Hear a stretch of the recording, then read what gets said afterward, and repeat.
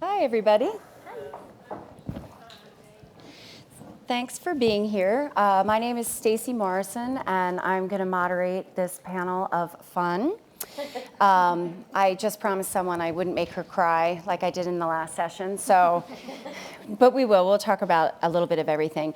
So this is The Real Deal on Divorce, Straight Talk. We've decided that we are going to tell the truth about the good, the bad, and yes, maybe even the ugly, because every divorce has a little ugly. I'm Stacy Morrison. I wrote a book about divorce called Falling Apart in One Piece, One Optimist's Journey Through the Hell of Divorce, and that is my claim to fame for being here. And I'm going to go down the line and have everyone say a sentence about themselves. Nancy? My name's Nancy Levin, and I wrote a book called Writing for My Life, Reclaiming the Lost Pieces of Me, and it is a poetic memoir of my journey through divorce. And next we have... I am Laura Campbell, and I am the founder of a business called The D-Spot, where I work with women who are moving through and forward after divorce, and I do have a book called The Ultimate Divorce Organizer.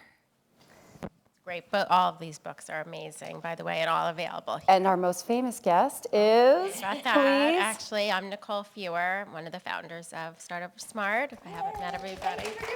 Thanks for coming, everybody. That's great. It's been amazing.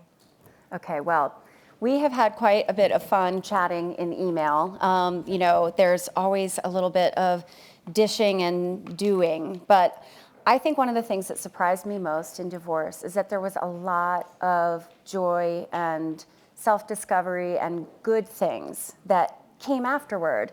And I sort of felt like, wow, it's like an ice cream cone. I had no idea it was going to be there. So I want to know what each of you think of as being that moment where you were like, this is so fun and so good. Who wants to go first? Okay. The first thing that comes to mind is waking up all alone in my house in the morning and sitting with my coffee and looking out the window and not having to hear him bitch at me. That's good. That'll do it.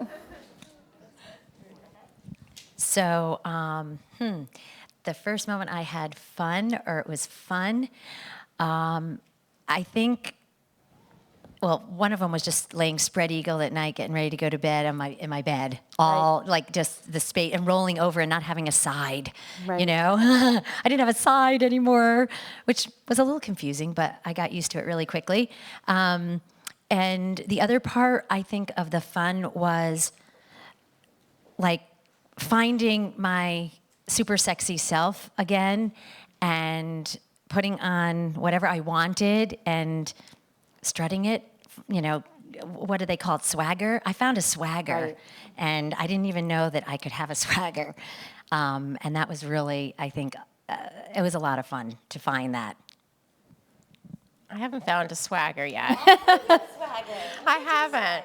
But I do think dating again, I think it's scary, but I think it can be a lot of fun. And I think in the beginning I was scared, but I remember maybe it was, the fourth date I went on, and I finally said, wow, this is fun. I got to have fun with this. I met my ex-husband when I was 16, and we married when I was 24. So it's been a long time since I'd been on a date, but I was able to just say, have fun with it, go out and just be yourself. And I've found now I'm actually having fun. It was a chore and really hard in the beginning, but now I'm actually enjoying it. So that's right. The fun part. One of the pieces of advice, because I was a magazine editor for 20 years, I'm, for good or bad, a professional advice giver. And one of the tips I always say to men and women post-divorce for dating is just think of it as a conversation. That's it. It's just a conversation. You're not looking for the love of your life. God knows you're not ready for that again. You just need someone to go to the movies with. So I always thought of every date that I went on as just an opportunity to have a chat, and it lowered the stakes and made it feel less scary. Also, because I was a single mom, I did it all online. Because, I got my groceries online, I got all my clothes online. Right. What does a single woman do? But, and the only tip there is make sure you have the phone call first. The only time I ever had a bad date was some guy I thought was totally amazing, had this amazing career, completely cute. I was just wowed by him, and we just couldn't get on the phone because we were busy. And literally, I walked into the restaurant and I was like, no. So the phone call is that really important meter to get out of the way. So there's a little basic tip for the online thing, since we're all in a modern world. So sleeping in the bed sideways, I know that. So it's getting that privacy again. It's where you start to actually find out the you that exists just for you. So talk about some of that for you. What are the moments you remember?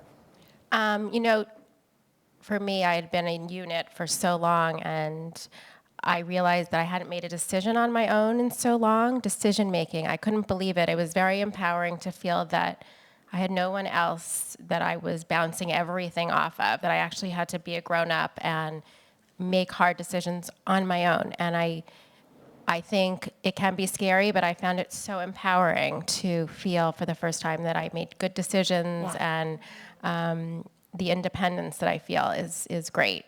And I think it takes time to get there. And I think being alone for a good year and not dating, but not getting into anything serious and really standing on your own 2 feet is so important. And I feel fortunate that I haven't met anybody and that I took that time to stand up. So I found that to be really good. Yeah, it feels really good. For me, that discovery was awesome. Plus, I decorated my whole apartment the way I wanted. Just girled it up. And I love it. It's so beautiful. And actually, since then, I have dared to fall in love again. And my boyfriend now lives with me in sin with me and my son. And but yes, he thinks the apartment's a little feminine, but it's fine. I was going to say, one of the things I've always told my clients is do an extreme bedroom makeover. Right. Like whatever you want, like make it feel that way for you. But I think I agree. There's so many pieces of feeling empowered again. Financial empowerment. I really, as a very educated woman, I was not empowered, and I allowed a lot of things to happen. I assume responsibility for that. So taking my shekels, my little shekels that I came after and out of divorce with, and getting in control of them was hugely liberating for me as a woman. As was, I'm quirky. I'm quirky and fun, and I get that, and I'm okay with it. And so getting back out there with men and women, friends, who loved my quirkiness and loved me for being quirky, and having a man say, your stretch marks are so sexy, was like, you're kidding, right? Like, I was like, I think I've arrived at that moment. I think I might have arrived at the moment of, I'm here, I'm me, because it was me. It really was me in all of the good, the bad, and the ugly. So. And Nancy, you said something great before when we were talking. You learned how to ask for help, which I think is actually a really big step. It seems counterintuitive. We both learn our independence, which is so critical, but talk about that. This was one of the biggest lessons that I learned on my journey, because I was definitely a kind of person who was managing all the perceptions of others and putting forward to the world an image of perfection. And I am a powerhouse at work, and so I made very sure that people saw me in a certain light. And it was far more important to me that people saw me like that than that I actually be happy and be inhabiting my life and inhabiting my body. And like I said yesterday in my talk, I really believed that happiness and fun were for other people. I didn't need that. That was for other people. And then as things started crumbling around me, the major step of asking people close to me for help and peeling back the layers of my own vulnerability, letting my guard down, letting other people deeply in, was really, that was the bottom line lifesaver for me. And still to this day, continues to be, to mirror for me how we best love one another. That it's like, if my vulnerability can meet yours, that's the sweet spot. See, it's a transformative experience. And I found that in my divorce as well. And I said it was coming to terms with the fragility of life, really accepting all that we can't control, which is really annoying, especially when you're, bossy, driven women who do things like sit on stage and talk about your divorce. You said bossy. None of us is that. No, none of us is that. Now, another really wonderful thing that was talked about, defining more clearly my values. Let's hear about that. You're the one who wrote about that in one of our. About that. I just think it's great because it's also part of the transformative aspect. You take ownership of what you stand for. When I got married, values was not one of the things I thought about when making my decision to marry. It wasn't, and I was young, and I was doing what I thought I was supposed to be doing, and I did it. One of the things I realized, and of course having children, when you're parenting, you also, values become something that you start to really, without even consciously thinking about it, you're wanting to pass on your values. You don't even know what the hell your values are, but you want to pass them on. And for me, what I started recognizing through the ending of my marriage, which was a long time, was that our values were different. And I needed to get clear on what mine really were and what was most important to me. And that process was painful. It was hard work, but I really learned what does matter most to me, and it's enabled me not only to create the life I now live, which is really happy and full, but to find love that is in alignment with those values and to parent my children from a place of knowing what those values are and how I hope they will move forward in their life. So I don't think I think my divorce was a catalyst for getting clear on my values, and I didn't know that at the time. None of this was a consideration for me. I was going to speak a little differently and say that I think what I hear a lot from people, and I agree, similarly, my ex and I had very different values. Didn't seem so at the start, but over the years, that's, I think, one of the things that made us drift apart. And our arguing was about our values. We weren't parenting the same. Our views on finances were not the same. And I find in many things, one of the hardest parts for me about divorce is that my kids have two very different experiences. At my house, values are very different than what they experienced at their dad's, and I've learned to let that go and not control it and not worry about it. And all I can do is provide my children with my values, and I can point out, I don't belittle my ex's values. I can say they're different than mine, so my kids can recognize that we're different, and that's part of the reason Mommy and Daddy don't live together anymore. We just don't see things the same way. So I think you can't fight it. You kind of sometimes have to let that go and let your kids grow up and hopefully accept the values that they feel are right. I couldn't agree more. I joke that I didn't really come to terms with the fact that Chris would parent differently than I would until we had been broken up. And our child was so young, he was only 10 months old, that in that absolutely crazy way you are for your first child for the first year, I was like, no, the blueberries must be cut this way. And so it gave me a really interesting window into all of the places where I was trying to control things, trying to keep out all of the, the doubt and risk that is a part of daily living, as you mentioned. And, it is true that one of the hard things about divorce is the constantly helping your child navigate the two different worlds of the two households. But the good thing about it is it does feel so good to model for them that you can be, I feel very compassionate toward my ex-husband, and my son knows it. And he'll say, you love Daddy and he loves you, and you just don't live together. And I'm like, that's right. So getting to be able to be the architect of that, even though it's very bittersweet, it's one of the, I think, it's a great achievement in my life, and it brings me a lot of pride. So it's surprising that sometimes in divorce, the things that ache are also things that have this kind of hidden, beautiful part too.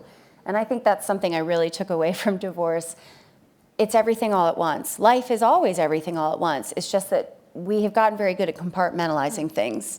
We think a bad day is over here, and a good day over here, and a bad person's over there, and a good person's over here. And divorce really makes you have to have conversations with yourself about the fact that that's a myth.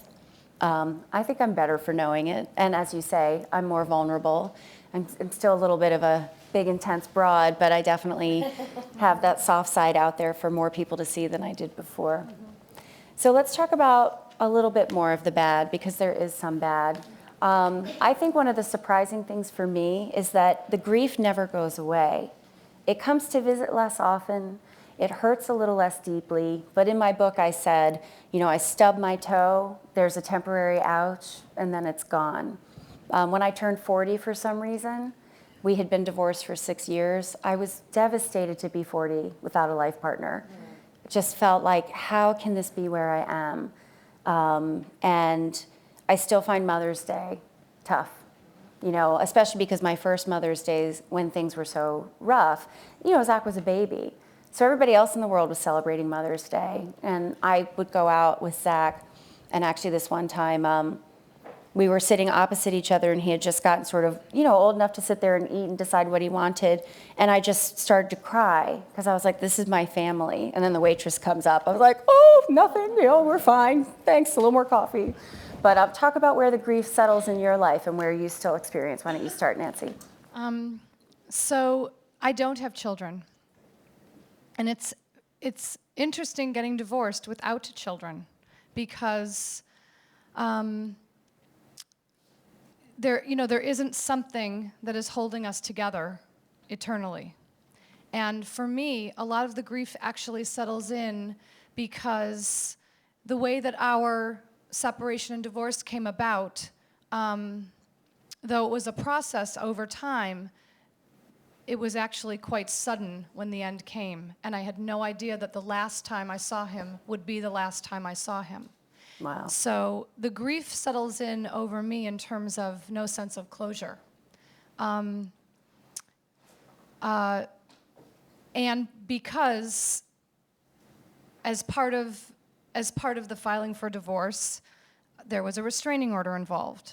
And in part of the mediation, there is a mutual no contact agreement involved. So there is A black hole. There is a black hole.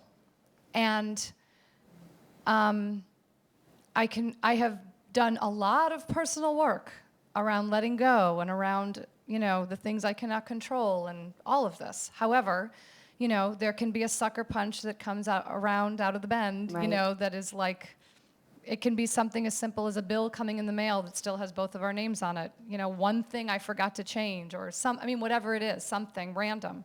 And it's just sort of a memory of a lost time that doesn't feel sewn up. Right. Exactly. It's scary.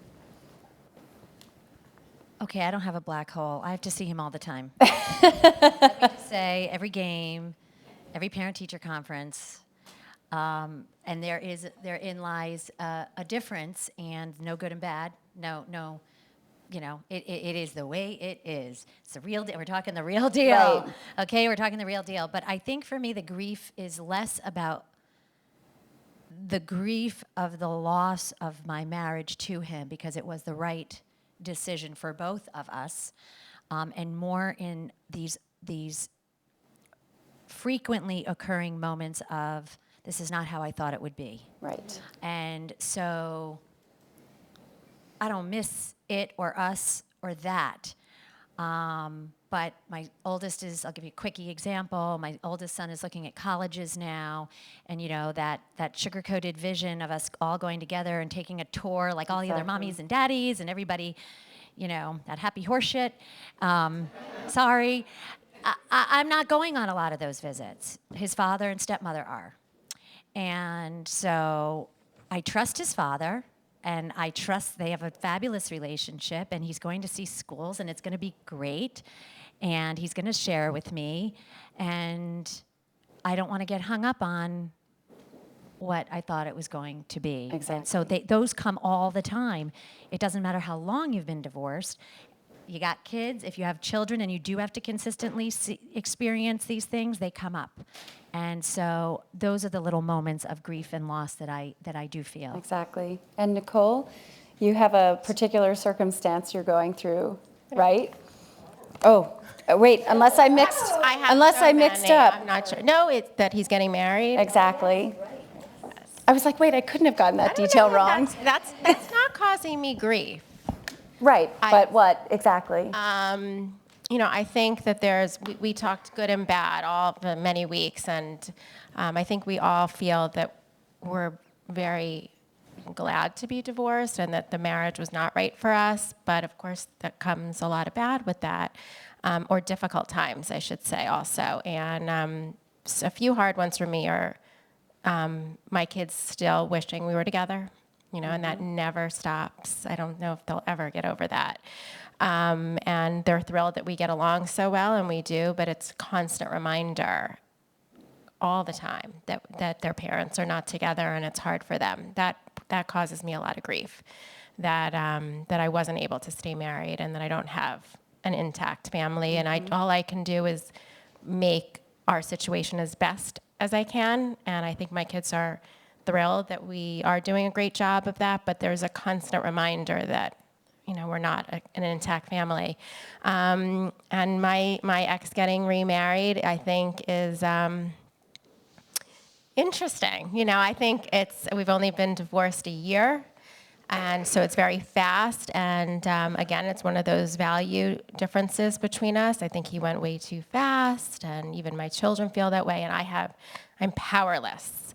Here's a man that I, for so long, had so much power over.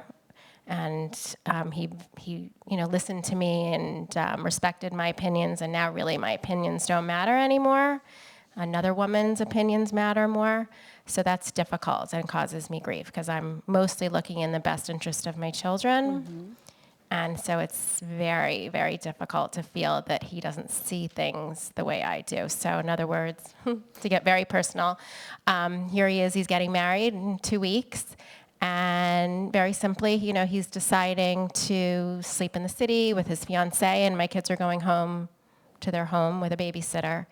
And, that's just not how I would do it, and that's how they want to do it, and it's killing me. Right. So, I said, look, that's okay, but let me take them. Let me pick them up from the wedding. So this is how you, I think, can really be involved and make the situation better for your children. Don't just say, he's doing the wrong thing. Maybe you can interject and help out. And he was thrilled. He's like, great, that's great, Nicole. And I'm glad he was receptive to that. But I think don't just listen to something that's going on and be angry about it. Try to help and change it. Well, I think, right. Yeah, It's such I'm happy for him. It's not grief that he's getting remarried. It's going to be hard. And even that, I'm already thinking, what am I going to be doing that night? I know it's going to be hard. Right. It's going to be hard. Martinis.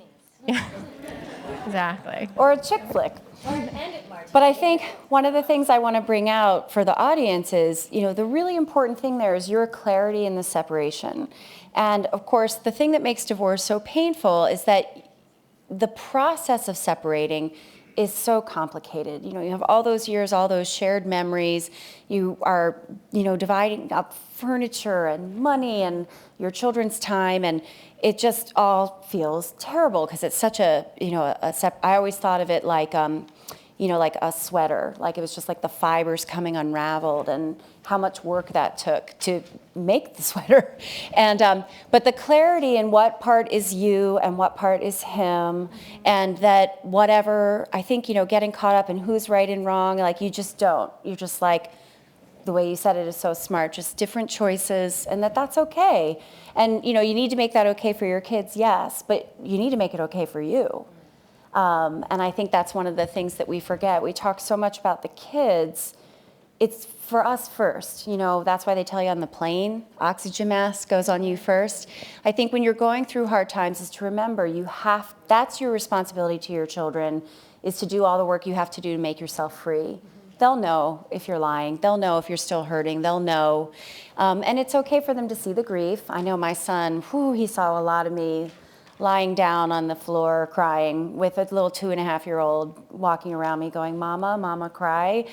And when I decided to put that in my book, I was terrified because even now when I read it, I wince. But I'm like, you know what? I got up and parented him a minute later. Mm-hmm. But there still was something about admitting that was so hard. But that kind of honesty is what the divorce requires. I think in a weird way, it ends up pushing you to a place of clarity, as we've all said, that ends up being very useful, especially when you have kids, but very useful for life in general. Yeah, it reminds me, my ex and I have not talked about his getting married, I don't think in a year, really, other than him telling me. And he came to me about a week ago, and we really had a half-hour chat about it. And it was amazing, the honesty between us about how it felt for me, for him. It was amazing and really made me feel differently about it. And I think those kind of chats are huge, facing it, Right. not running from the feelings that you have. Right, and I think that's hard because we have a funny script that we've made for divorce, which is somebody got hurt, somebody did wrong, and somebody got wronged, and then you argue a lot about money and say hateful things to each other, and then you run away. And I think that's why sessions like this are so important. There are unbelievable moments that happen. I know that, my ex and I have a very unusual co-parenting arrangement because our son was so young, and the thought of him he couldn't leave the house. Like, he had to have one home. And actually, we wrote that into our arrangement instead of, the language is changing. It's not so much about custody. I'm sure you've been hearing some of that this week. But I am his primary residential parent, is what it's called. And so Chris would move into my apartment that I had decorated and so carefully created to make my haven, and sleep in my bed and keep his toothbrush in my cup. Because that was what worked for Zach. And boy, that was not easy for a long time. But we somehow made it work. And I remember I came back from a business trip, and Chris was going on and on and on about something that had upset him. And I was digging, because this is the ugly, I'm getting to the ugly. And I'm sitting here trying not to hear him because he's wanting something from me that I don't want to give him. I don't want to take care of you right now. I don't want to give you any of my care and love.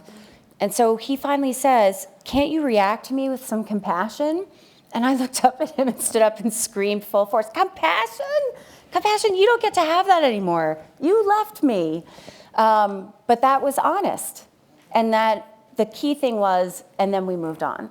Like, he slammed out of the house that night, and I sent the apology text. Thank God for technology. You can apologize 96% faster. Which makes a difference because, the grudge doesn't have time to settle in. But I think that's the thing, being honest, that sometimes it does feel like that. Our argument was so 10 seconds ago. Exactly. I'm over it. Sorry. What I wanted to say something because it doesn't always work out that you can have that with. Right. I don't have. He's still alive, and he's still, forever and eternally connected to me through our kids, but we don't have that relationship. We don't co-parent, despite my desire, right? You can only control what you can control. Right. So we parallel parent. If any of you don't know that word, parallel parenting, I have a new vocabulary. He parents his way, I parent my way, and we hope for the best. And it's not what I would have liked, and you know what? But it doesn't mean it's bad either. It's the divorce was a catalyst for my new life. I consider it my obligation and responsibility to be a happy and healthy and whole woman or person, and that's my obligation to my children and to myself. And I bring to my relationship with him and anyone who I have a relationship with, my best self, Right. my happiest, healthiest self. And I believe that with that, the rest will follow. Is it always the way I want? No. Is it always the way I thought it was going to be? No. But it is the way I can put my head down on my pillow each night and know that I acted with honor and integrity and authenticity and honesty. And that's all that I feel that is important to me. And my kids are like dogs. All children are. They sniff everything out. They Right. know everything. You don't have to tell, they're fine. No. They don't know that after they go to sleep, someone comes over. Yes, they do. My kids were like, "Oh, we used to talk about what happens. You had somebody come over and watch movies." I'm like, "Where were you people? Were you like, what, where?" But they know everything. So the only thing I can do is make sure that what they know feels good and comfortable and safe for them. So I think it's important that not all relationships and divorces will end with a lovely conversation. 'Cause they're Absolutely. not. Right? They don't. We're not, all of our conversations are not lovely. No. Well, and I think I want to go and use the name of this expo. I'm talking about the idea of start over smart.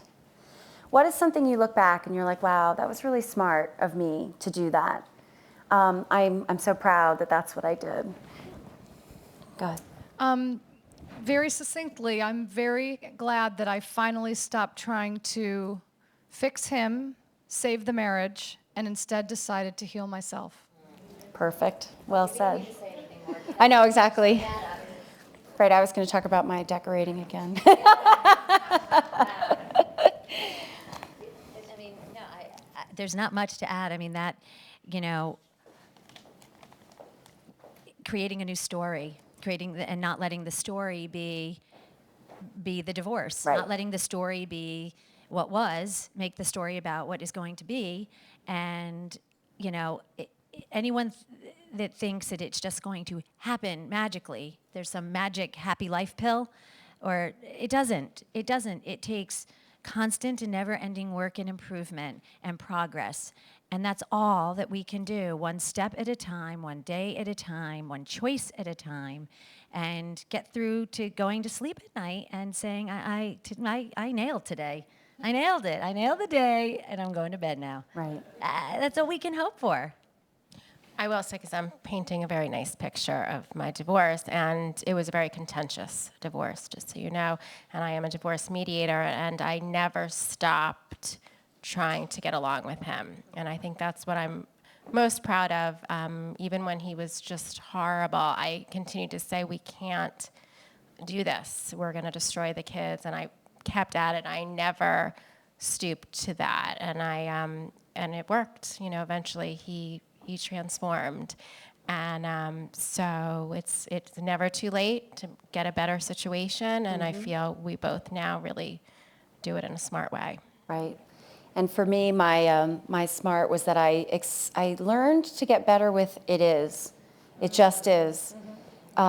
Because that quieted a lot of noise that was in my head. And there is so much noise in your head and so many really not fun emotions. And they can stir you up. I remember I felt like I was in one of those dryers at the laundromat that if you looked inside my head, you would just see that spinning.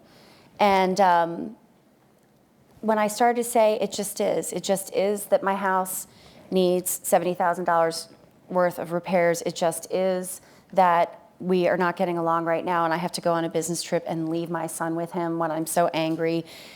And it let a lot of things fall away.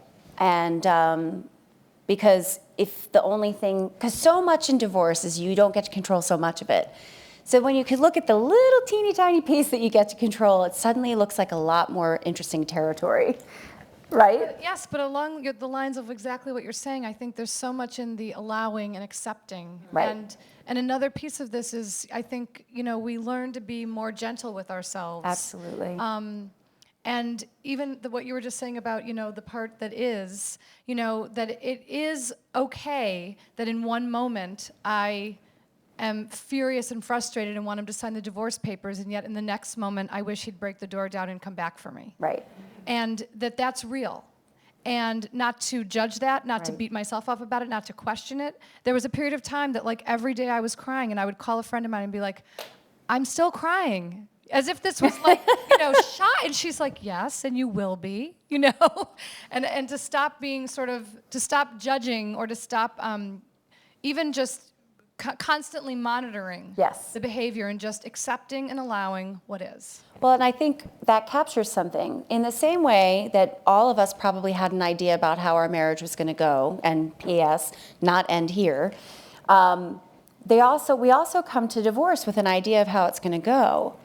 And that you have to keep letting go of that through the whole process is very exhausting, but can be peacemaking. I make myself laugh sometimes. It's just random. But I was just thinking, we always had before we got married, and they lived happily ever after. But and I did, I guess, have a vision of divorce, but there was no book that was like, and they divorced happily ever after, and this is how it's supposed to Right. look, and how it's supposed to go down. But you do hope, and listen, there's no roadmap. Right. There's no roadmap. Well, I remember something that I discovered is I thought that what would happen is I have a chapter in my book called Grief is Not a Mountain, It's a River. And it's because I thought, okay, the pain's really, really, really, really bad, and then it's going to get a little better and a little better and a little better. And so I would be a year and a half out and still find myself lying on my kitchen floor, staring at the crumbs under the stove again, bawling. And having to come to terms with the fact that I couldn't predict how it was going to feel, and I couldn't predict how it was going to go. So that's why I thought of a river. I just kind of gave over to the pain. Instead of thinking that it was a mountain I was going to achieve, I would just be like, today's a sad day, and I'm going to let it in, and then I could move on faster. That was a surprise, though.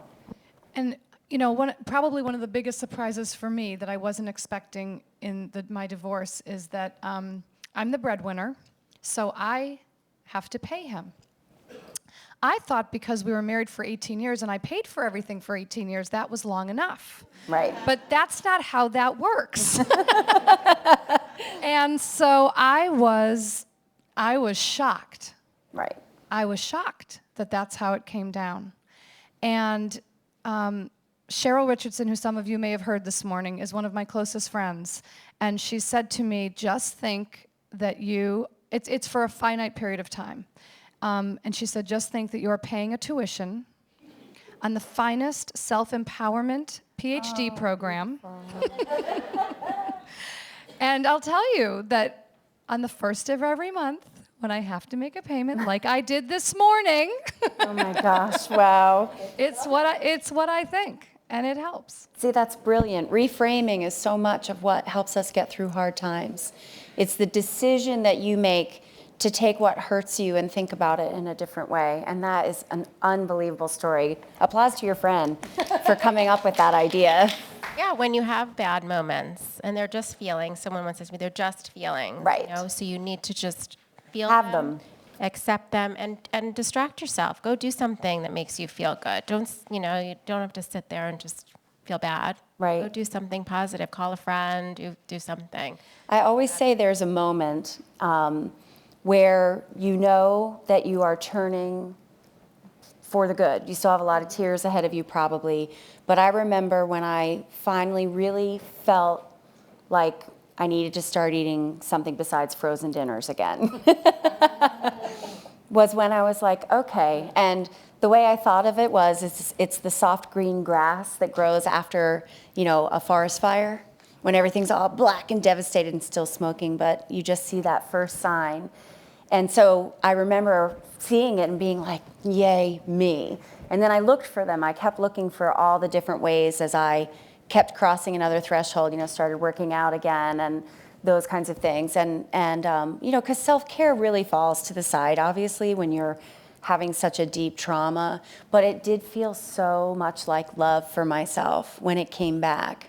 And it made me root for me. And I think anything you can do where it awakens that sense of you're rooting for you feeling is seek it out and put it into your schedule and tell your friends what it is. Ask them to do it with you. It just really is wonderful when you start to put on the track where you're building instead of being broken down. Well, that's why, this was such a holistic approach to divorce downstairs. Right. People are like, why is Sally Hirschberger here? And I said, because who doesn't feel amazing after they've gotten a great haircut or Right. that their hair looks great? It just makes us feel so good. And that's what this is about, taking this horrible time and yet making yourself feel better about yourself. Right. And you can face decision making so much better when you feel good. You just do. Exactly. I couldn't agree more about the hair. Not that I'm vain about my hair or anything. Should we have questions or should we keep talking? Does anybody have a question or should we continue the comedy show? Question. Go ahead. Okay.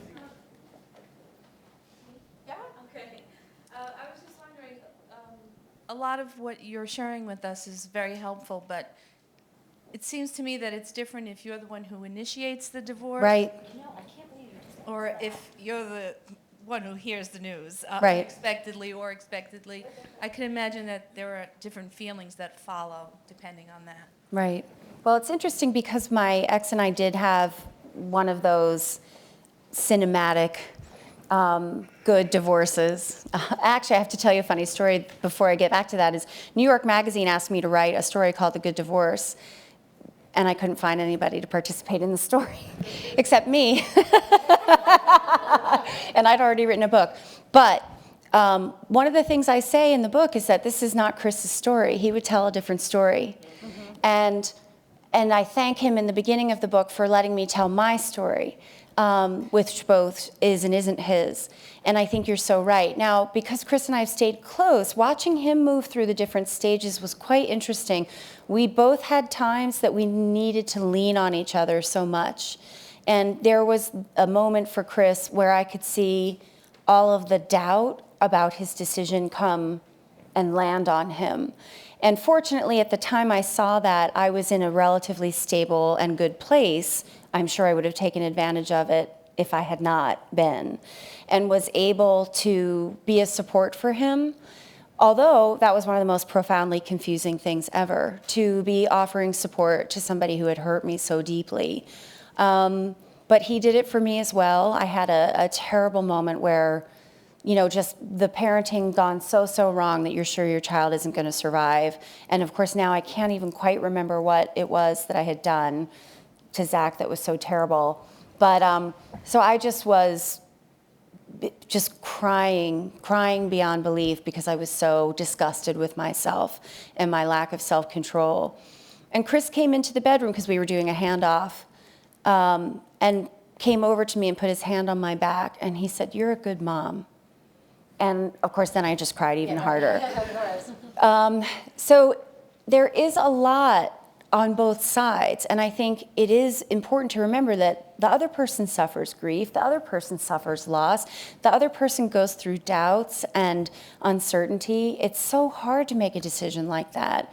And then I said in an earlier session, I wish we spoke more openly about the people who decide to end their marriage without having an affair, because we've come to a place where that's the card. We expect people, when they fall out of love, to go and find somebody who likes them better and to sleep with them, because that they can bring home to their wife or husband.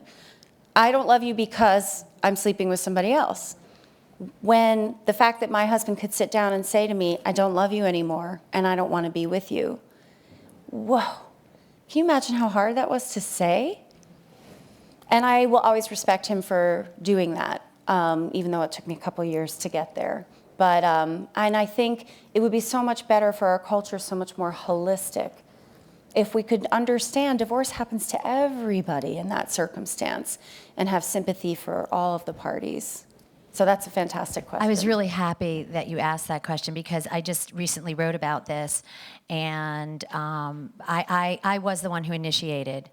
But as in many cases, and let me preface this by saying I might upset somebody in this room with my comment. That's okay. It's my perspective and my opinion. But because I initiated it, we had been in therapy for years, and I don't think that decision really, even when there's infidelity, I'll go there, I'll go to the I word, and there wasn't any in my situation, but these things don't happen overnight. Divorce does not happen overnight, and I think both parties, whether it seems like it from the outside or not, both parties do suffer. The suffering may not be right away, it may come later. No one moves through divorce without impact. Mm-hmm. There is impact, no matter what, and we just process it differently. And marriages don't fail because only one person isn't happy. It's hard to imagine that a marriage, one person could be really, really happy, and one person decide to leave, and it just doesn't make sense. I have a business background. That's not feasible. It doesn't seem feasible. It doesn't. My brain doesn't wrap around that. So it's just that we don't understand. And probably it takes tremendous courage. It was a horrible day. Worse than telling my kids I was getting divorced was telling my ex-husband it was time. Right. It was time now to end it. And it was horrible. It was horrible. I would never go back to that day. It was painful because I looked into his eyes and I saw deep pain. And who likes to say something that's going to hurt another person? But it was honest, and it had to get done. So initiator, not initiator, we all hurt. Less focus on the who initiated and more focus on starting over and moving forward, in my opinion, my humble opinion. Yeah, I was going to say that, of course, that issue comes up a lot. Oh, yeah, well, of course you're happy. You're the one that left. And I do think that if you're in that pain, there's so many great people that you can talk to.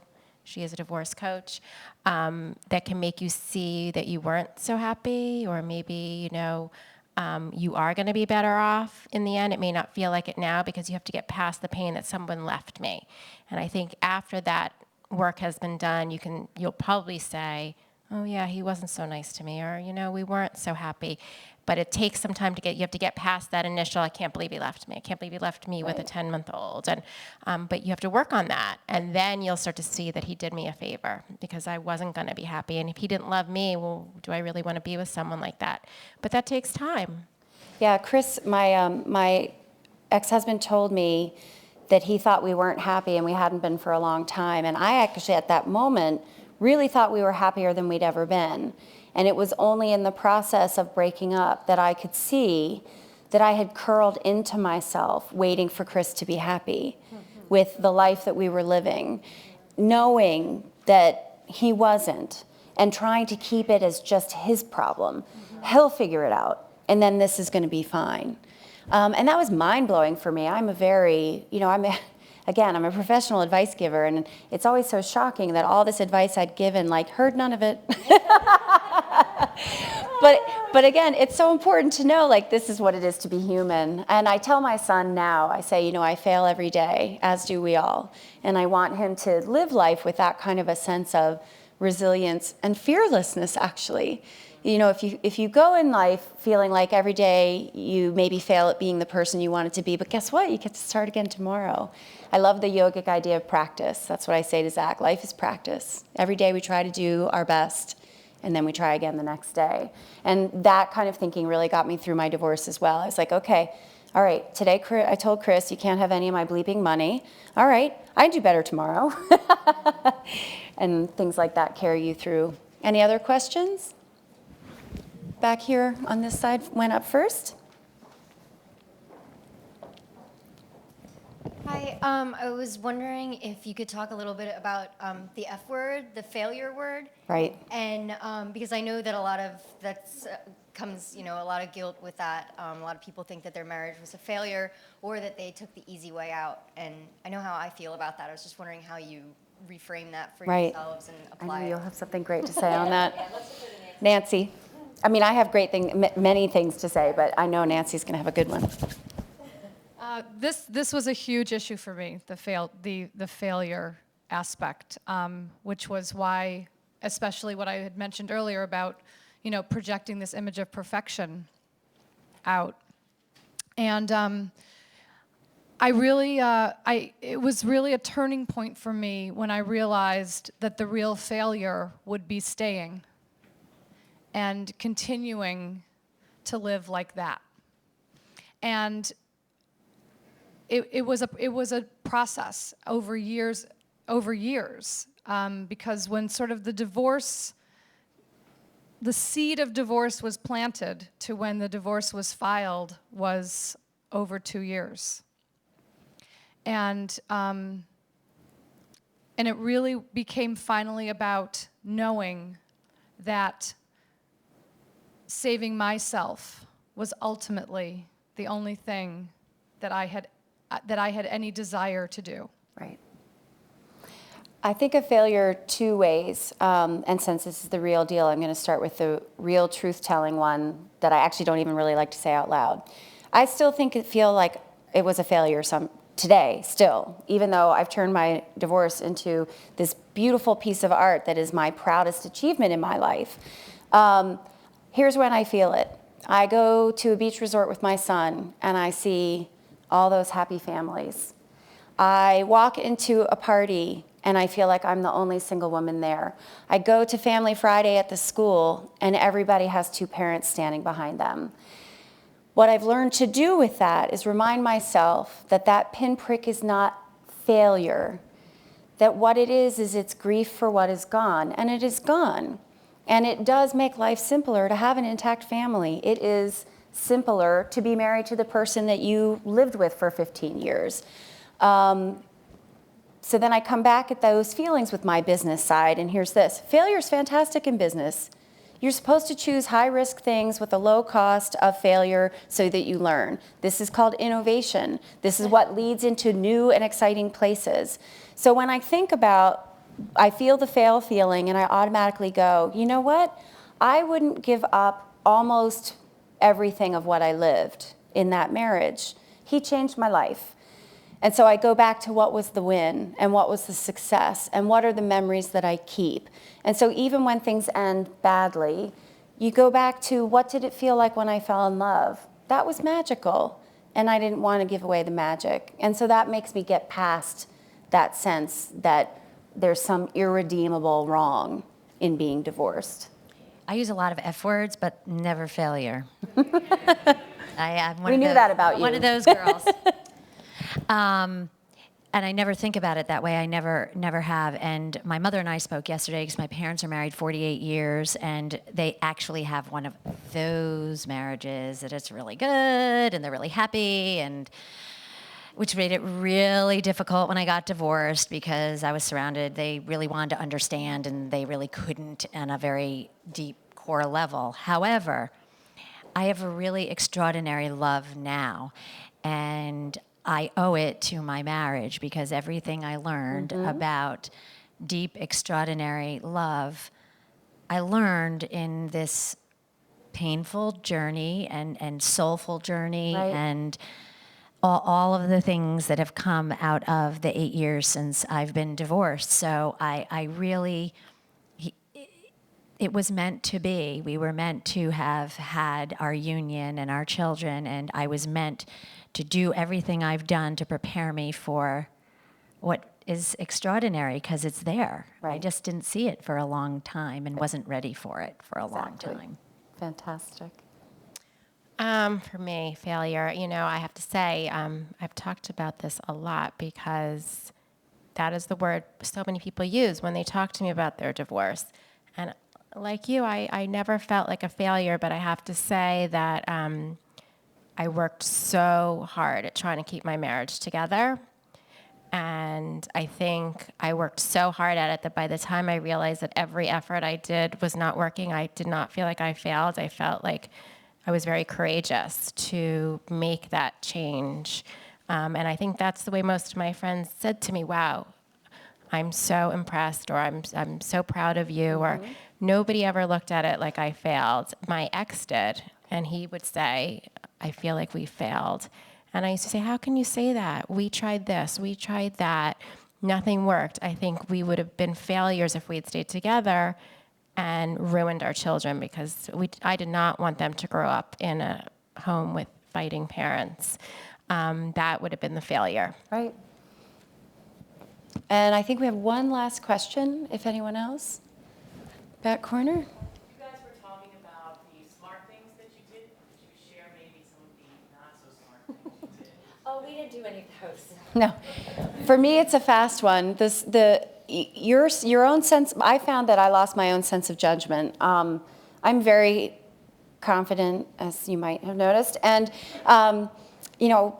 I'm used to talking to people and making decisions, and I was running magazines and all of that. And suddenly I just think I got stupid because when people would give me suggestions for what I was supposed to be doing, I listened to them, which was insane. So Chris and I were mediating, and then someone said to me, well, you're the one with all the money. You have everything to lose. You should have a lawyer. And I was like, oh, yeah, right, I should have a lawyer. And I went and got a lawyer, which was the dumbest mistake ever. The divorce took forever. It cost tons of money that it shouldn't have because Chris and I agreed on everything. I was like, I don't even understand how the lawyer would draw it out. I finally had to call her and say, I absolutely insist that we have a meeting in your office with the mediator that I had found that became Chris's lawyer and sit down and talk this all out instead of faxing these insane things back and forth while I'm writing you checks. So it was the double whammy of losing my own sense of judgment and letting other people tell me what my divorce experience should be, and then the actual thing of making a different legal decision than the one from the beginning I absolutely knew was what we should have done. Mine's along those same lines. Right. I would definitely say the stupidest thing I did was defer to my lawyer, Right. because I felt I didn't know enough. And even though the lawyer had said to me, we're going to go into this and we're going to say, he's able-bodied, he's strong, he's, fit, he's capable, our line is that you don't need to support him. So they kept telling me this. So in my mind, that's what I think is going to happen. And instead I walk in to the mediation, and the mediator comes back from the other room because we were in two separate rooms, and the lawyer, the mediator comes back and says they want $4,000 a month for 7 years. And instead of my lawyer saying, hell no, my lawyer's like, well, we'll do this. And I'm like, wait, you're negotiating. I thought you said, and in that moment I realized I had deferred Right. to them instead of really investigating my rights and what was best for me to my full ability. I don't think I got emotional help soon enough, which would have been at the very moment that I was contemplating and really allowing the D word, into my vocabulary and thinking this is going to happen to me, I think, and not getting the support because the decisions are so great and they're not always what they seem. And we are often driven by our emotions, and if we can get our emotions in a place where we're as healthy as can be, the decisions become ones that will play out better for us in the long run, even when we think, oh, no, they won't. Mm-hmm. No, I know what's best for me. Really? No, I don't think so. So I didn't get it early enough. I got it, but some other decisions may have come easier and at my own benefit had I gotten it earlier. That's great advice. I want to just say that that's really what this expo is all about. No, I have to say, because it seemed right. No, because you're saying that you need to be in the driver's seat, and the biggest mistake people make is to just hire an attorney and let them just follow your attorney's advice all the way through, and you don't look for divorce coaches or all the resources we have here. I want people to learn to be in control of their process. And I felt fortunate because I was a divorce mediator that I was one step above most people, but there was still a lot for me to learn. And what I do see in my mediation office is that one person has been prepared, because if there is one person that's doing the leaving, they've already been thinking about it and researching, and one person that's totally shocked has not had the time to plan and think. And I think in my situation, my biggest mistake is I rushed my divorce. Mm-hmm. I wanted it to end as fast as possible. Unfortunately, and I work in New York, not in Connecticut, and I hired a mediator that was not good for us because I was in such a rush. So I would tell people to slow down the process, learn as much as you can, educate yourself and your ex. If they're not ready or they're feeling rushed, it's going to backfire on you. So I wish I had taken more time. That was a wonderful question. Thank you. And on that, I think we'll end, and thank you so much for being here. I hope that was useful.